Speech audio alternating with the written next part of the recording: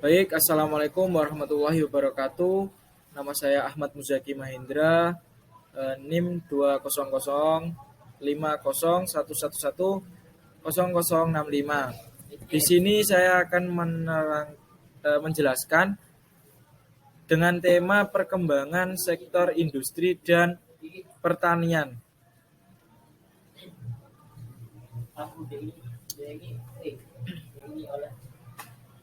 Pembahasan yang poin pertama.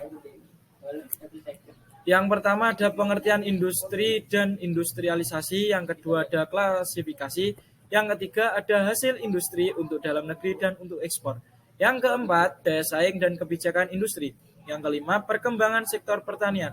Yang keenam, perkembangan subsektor pertanian pangan.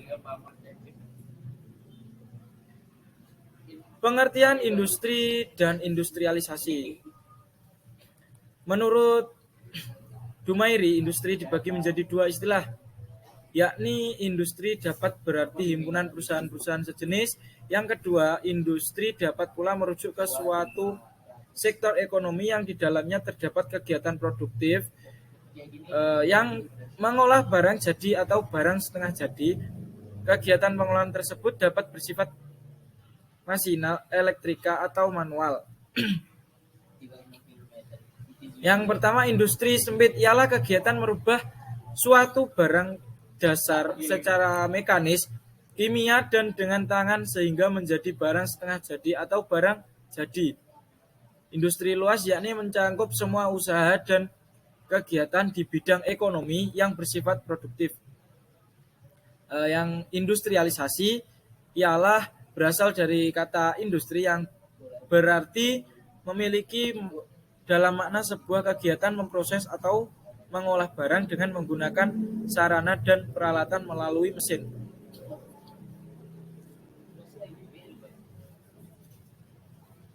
Yang selanjutnya ada klasifikasi industri. Nah, di klasifikasi industri ini ada 5 poin.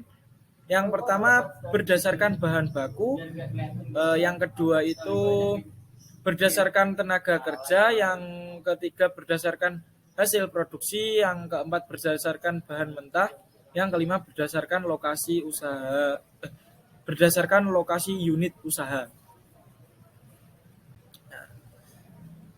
Selanjutnya ada hasil industri untuk dalam negeri dan untuk ekspor.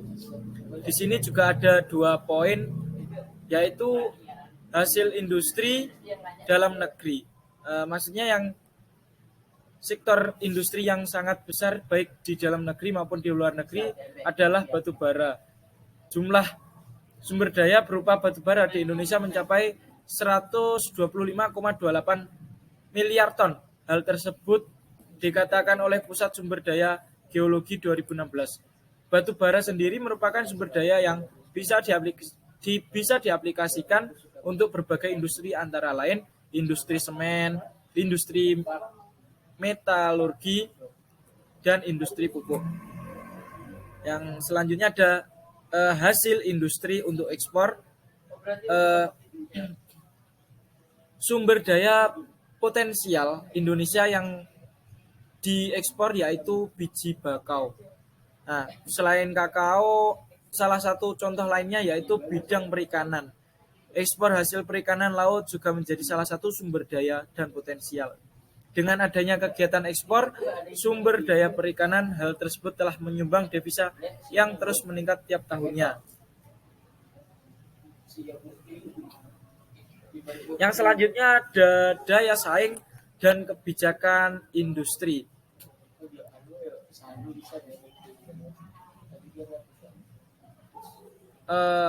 Michael Porter mendefinisikan daya saing yaitu produktivitas yang didefinisikan menjadi hasil yang didapatkan oleh tenaga kerja. Nah, rencana dan kebijakan dalam bidang usaha benar-benar ditumbuhkan untuk kelangsungan bidang usaha itu sendiri, yang terpenting untuk berbisnis dan perusahaan.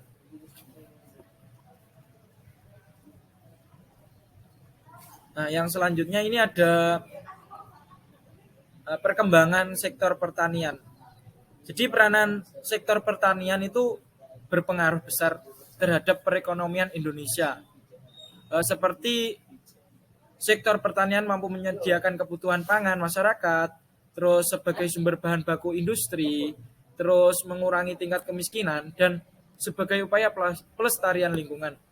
Perkembangan sektor pertanian ini bertujuan untuk pemenuhan kebutuhan pangan masyarakat dan meningkatkan hasil produksi pertanian dan kebutuhan industri dalam negeri atau bisa ekspor juga. Terus ada subsektor pertanian yang selanjutnya ini.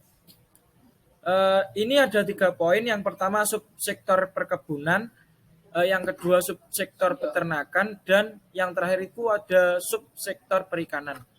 Nah, yang pertama subsektor perkebunan. Beberapa komoditas perkebunan di Indonesia seperti kakao, kopi, karet, tebu, dan kelapa sawit. Subsektor perkebunan merupakan salah satu sektor yang berkontribusi secara signifikan terhadap nilai tambah PDB. Terus yang subsektor peternakan, ini peternakan merupakan kegiatan yang berupaya mengembangbiakkan jenis hewan ternak tertentu untuk menghasilkan manfaat dari kegiatan yang berupa daging, susu, kulit, bulu, dan telur. Lalu ada subsektor perikanan. Perikanan merupakan kegiatan yang membudidayaan atau pengolahan dan pemanfaat sumber daya ikan yang dilakukan di kolam, tambak, dan keramba. Kegiatan ini mencangkup pengolahan ikan, amfibi, serta berbagai invertebrata. Amfibi serta berbagai invertebrata.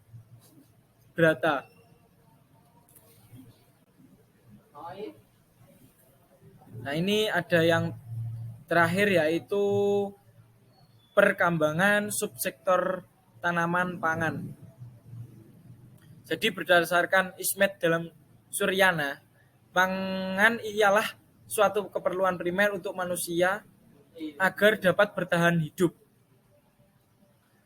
Yang pertama ini dijelaskan ada 3 poin, bahwasanya yang pertama pembangunan bagi negara berkembang Indonesia lebih dibenarkan kepada pembangunan ekonomi. Yang kedua, tanaman pangan membuat sektor penting dalam pembangunan bersamaan dengan ditentukannya target utama memodifikasi konsumsi pangan pada pembangunan Indonesia pada masa tahun 2014 sampai 2019. Yang ketiga, pemerintah pusat memotivasi pemerintahan daerah untuk mewujudkan swasembada beras, jagung, serta kedelai yang diperoleh dari pabrikasi dalam negeri. Mengenai target untuk pabrikasi pada tahun 2019 sebesar 82 juta ton, jagung sebesar 2,1 juta ton, serta kedelai sebesar 1,921 ribu ton. Nah, jadi itu tadi yang bisa saya jelaskan untuk perkembangan sektor industri dan pertanian. Mohon maaf apabila ada kesalahan dari saya. Wassalamualaikum warahmatullahi wabarakatuh.